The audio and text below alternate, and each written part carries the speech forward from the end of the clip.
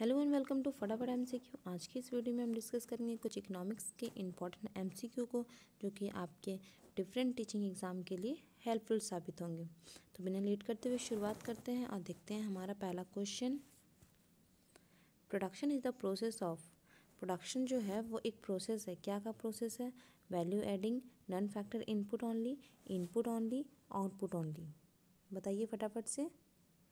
जो इसका correct answer हो जाएगा वो हो जाएगा वैल्यू एडिंग, है ना। यानी कि जो प्रोडक्शन हमारा प्रोसेस है वो किसका प्रोसेस है? वो वैल्यू एडिंग का प्रोसेस है। यानी कि तभी प्रोडक्शन हो पाएगा जब उस पर हम लोग वैल्यू ऐड करते हुए जाएंगे। करेक्ट। चलिए नेक्स्ट क्वेश्चन को देखते हैं। It is the period of time during which factor of production can not be change at all. बहुत ही सिंपल सा क्वेश्चन है। वैसा वो कौन सा पीरियड है, ठीक है, जब हम लोग क्या कर सकते हैं, जब हम लोग फैक्टर ऑफ प्रोडक्शन को हम लोग चेंज नहीं कर सकते हैं, है ना। कैन नॉट, है ना, चेंज नहीं कर सकते हैं। तो वो कौन सा पीरियड है? Total period, short period, market period या फिर लॉन्ग पीरियड। देखिए जब हम चेंज नहीं कर सकते हैं, टोटल पीरियड यानी कि एक कंप्लीट लॉन्ग, ये तो कुछ मीनिंगलेस बात हो गया, ठीक है। शॉर्ट पीरियड यानी कि शॉर्ट पीरियड में हम वेरिएबल जो हमारा इनपुट होता है उसको हम लोग चेंज कर सकते हैं। जबकि मार्केट पीरियड जो होता है, मार्केट पीरियड को हम वेरी शॉर्ट पीरियड के भी नाम से जानते हैं, जिसमें हम कुछ भी चेंज नहीं कर सकते। ना हम अपना फिक्स्ड गुड को चेंज कर सकते हैं और ना ही अपने वेरिएबल गुड्स को या फिर वेरिएबल कॉस्ट को, इसमें हम कुछ भी चेंज नहीं कर सकते हैं। इसे हम वेरी शॉर्ट पीरियड के नाम से भी जानते हैं। करेक्ट। और लॉन्ग पीरियड में तो हम लोग हर चीज़ ही अपना चेंज कर सकते हैं, फिर चाहे वो वेरिएबल गुड्स हो चाहे वो फिक्स गुड हो। तो यहाँ पे जो करेक्ट आंसर हो जाएगा वो हो जाएगा मार्केट पीरियड। करेक्ट। चलिए होप क्लियर है। अगले क्वेश्चन को देखते हैं। अगला क्वेश्चन है हमारा, payment made to outsider for their goods and services are called. यानी कि जो भी पेमेंट किया जाता है आउटसाइडर को उसके गुड्स और सर्विस के प्रोडक्शन के लिए, उसे हम किस नाम से जानते हैं? Implicit cost, explicit cost, real cost या फिर अपॉर्चुनिटी कॉस्ट। तो इम्प्लिसिट कॉस्ट वैसा कॉस्ट होता है जब जो पेमेंट है वो आउटसाइडर को ना करते हुए वो ऑनर खुद में ही इंक्लूड कर लेता है उस कॉस्ट को। करेक्ट। लेकिन जो एक्सप्लिसिट कॉस्ट है वो कैसा कॉस्ट होता है? वो गुड्स और सर्विस के प्रोडक्शन के बदले वो जो पेमेंट किया जाता है वो किया जाता है आउटसाइडर को। इसीलिए इस क्वेश्चन का जो करेक्ट आंसर हो जाएगा वो हो जाएगा option number 2, that is explicit cost. Correct. चलिए नेक्स्ट क्वेश्चन को देखते हैं, फटाफट से कंप्लीट करेंगे। The difference between the value of marginal product and the marginal revenue product arise only if. देखिए यानी कि क्वेश्चन आपसे बहुत ही सिंपल ये पूछ रहा है कि जो मार्जिनल प्रोडक्ट है ना, यानी कि मार्जिनल प्रोडक्ट और मार्जिनल रेवेन्यू, और क्या है? मार्जिनल रेवेन्यू, ये जो डिफरेंस है ये कब अराइज होगा? कब अराइज होगा? जब average revenue is not equal to marginal revenue, average cost is not equal to marginal cost, sorry third option देखते हैं, total revenue is not equal to total cost, और average cost is not equal to average revenue. देखिए तो यहाँ पर जो correct answer हो जाएगा वो हो जाएगा ऑप्शन नंबर 1। क्या बोल रहा है? ऑप्शन नंबर 1 बोल रहा है average revenue is not equal to marginal revenue. ठीक है। सेकेंड ऑप्शन बोल रहा है average cost is not equal to marginal cost. Third option है total revenue is not equal to total cost, और जो फोर्थ ऑप्शन है वो है average cost is not equal to average revenue. तो हमारा क्वेश्चन हमसे क्या पूछा था कि जो मार्जिनल प्रोडक्ट और मार्जिनल रेवेन्यू के बीच का डिफरेंस कब अराइज होगा? तो वो अराइज होगा जब मार्जिनल रेवेन्यू और एवरेज रेवेन्यू क्या होंगे? इक्वल नहीं होंगे। तो यहाँ पर जो हमारा करेक्ट आंसर हो जाएगा वो हो जाएगा ऑप्शन नंबर 1। क्या हो जाएगा? Option number 1। चलिए नेक्स्ट को देखते हैं। Which of the following statement is true. कौन से स्टेटमेंट इसमें से ट्रू है। तो for a monopoly firm average revenue can be zero. Monopoly firm के लिए एवरेज रेवेन्यू क्या होंगे? ज़ीरो होंगे। For a monopoly firm average revenue can be zero और negative. For a monopoly firm marginal revenue and average revenue are identical. For a monopoly firm, marginal revenue and average revenue are positively sloped. बिल्कुल नहीं। देखिए, हमें पता है कि जो marginal revenue और एवरेज रेवेन्यू का का जो स्लोप बनता है वो कैसा बनता है? कुछ इस तरीके का, ठीक है, कुछ इस तरीके का बनता है। ये अगर एवरेज रेवेन्यू है तो ये है मार्जिनल रेवेन्यू।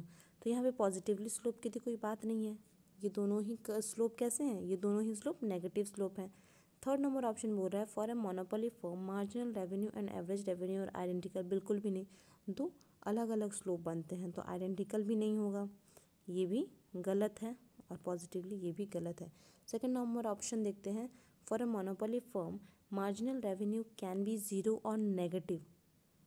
क्या कभी भी मार्जिनल रेवेन्यू ज़ीरो या नेगेटिव हो सकता है? बिल्कुल हो सकता है भैया ना, ये तो एक पॉसिबल बात है। चलिए ऑप्शन नंबर 1 एक बार फिर भी चेक कर लेते हैं। For a monopoly firm average revenue can be zero. Average revenue form क्या होंगे? कभी भी ज़ीरो नहीं होगा। मार्जिनल रेवेन्यू ज़ीरो हो सकता है, नेगेटिव हो सकता है, लेकिन एवरेज रेवेन्यू कभी भी ज़ीरो नहीं हो सकता है। ये हम मार्केट जब हम पढ़े होंगे तो फिर इस बात को हम समझे होंगे। तो यहाँ पर जो करेक्ट आंसर हो जाएगा वो हो जाएगा ऑप्शन नंबर 2, ठीक है। मोनोपोली फॉर्म में क्या हो सकता है? मार्जिनल रेवेन्यू कर्व जो है वो ज़ीरो और नेगेटिव हो सकता है, लेकिन एवरेज रेवेन्यू कभी ज़ीरो या नेगेटिव नहीं होगा। करेक्ट। तो ऑप्शन नंबर 2 यहाँ पर करेक्ट ऑप्शन है ना, करेक्ट आंसर है। चलिए नेक्स्ट क्वेश्चन को देखते हैं।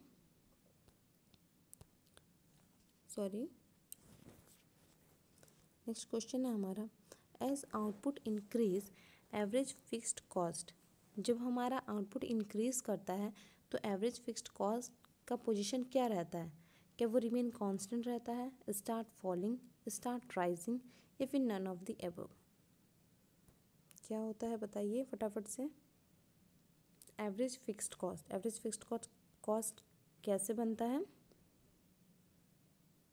कुछ इस तरीके का, ठीक है। ये क्या है? Average fixed cost. तो जैसे जैसे हमारा आउटपुट इंक्रीज़ करते जाता है, जैसे जैसे हमारा आउटपुट इंक्रीज़ करते हुए चला जाता है, वैसे वैसे हमारा AFC क्या होते जाता है? स्टार्ट फॉलिंग, है ना, हमेशा मतलब कंटिन्यूसली फॉल करते जाता है। लेकिन अगर हम बात करेंगे यहाँ पर एवरेज फिक्स्ड कॉस्ट ना करके अगर हम टोटल कॉस्ट की बात करें, है ना, टोटल फिक्स्ड कॉस्ट की, तो ये हमेशा कैसे रहेगा? ये कांस्टेंट रहेगा। लेकिन हमें यहाँ पर क्या पूछा है तो उसका वैसे में इसका आंसर क्या हो जाता है? Remain constant. लेकिन हमें टोटल फिक्स्ड कॉस्ट ना पूछते हुए एवरेज फिक्स्ड कॉस्ट के बारे में पूछा गया है, तो यहाँ पर क्या हो जाएगा? स्टार्ट फॉलिंग, है ना। जैसे जैसे आउटपुट बढ़ेगा वैसे वैसे हमारा एवरेज फिक्स्ड कॉस्ट घटता चला जाएगा। करेक्ट। चलिए नेक्स्ट देखते हैं।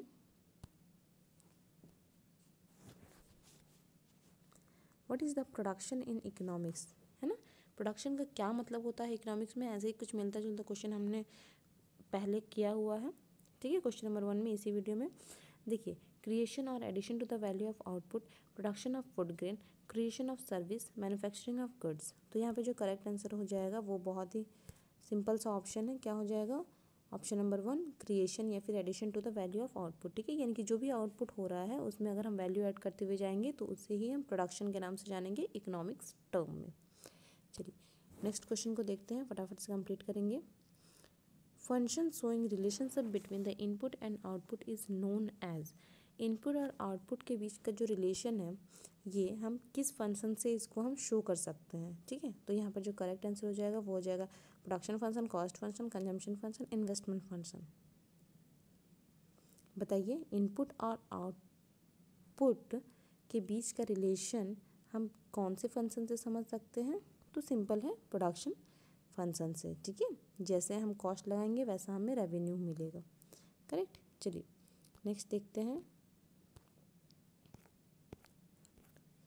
वेरिएबल कॉस्ट आर, जो वेरिएबल कॉस्ट हैं वो कैसे होते हैं? Sunk cost multiply by fixed cost, cost that change with the level of production, change in total cost resulting from the production of an additional unit of output. Additional unit of output के साथ तो जो cost होता है उसे तो हम marginal cost के नाम से जानते हैं, तो ऑप्शन नंबर 4 तो बिल्कुल भी नहीं होगा। ठीक है, एडिशनल जो कॉस्ट है या फिर उसे हम मार्जिनल कॉस्ट के नाम से जानते हैं, तो ऑप्शन नंबर 4 नहीं होगा।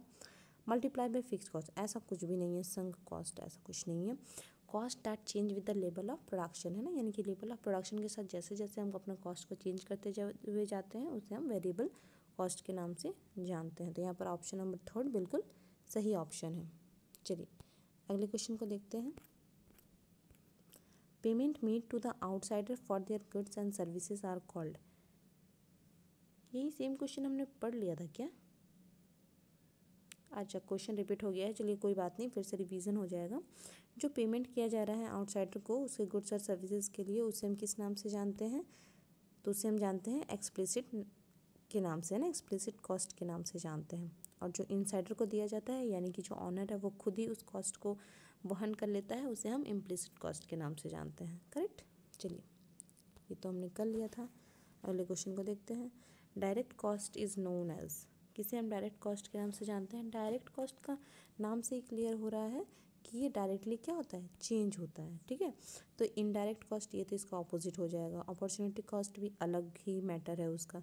वेरिएबल कॉस्ट है ना, जो करेक्ट आंसर यहाँ पर क्या हो जाएगा, वो हो जाएगा वेरिएबल कॉस्ट है ना, यानी कि जैसे जैसा हमारा प्रोडक्शन होता है, जैसा जैसा आउटपुट होता है, उसके अकॉर्डिंग हम अपने कॉस्ट को चेंज करते हुए जाते हैं। तो इसीलिए इसे हम वेरिएबल कॉस्ट को ही हम क्या के नाम से जानते हैं? तो उसे ही हम डायरेक्ट कॉस्ट के नाम से भी जानते हैं। करेक्ट, डायरेक्ट कॉस्ट के नाम से भी जानते हैं। चलिए इसी क्वेश्चन के साथ आज का वीडियो हमारा यहीं पर ख़त्म होता है। ऐसे ही इम्पॉर्टेंट MCQ देखने के लिए आप हमारे चैनल के साथ बने रहिए। Thanks for watching. Thank you.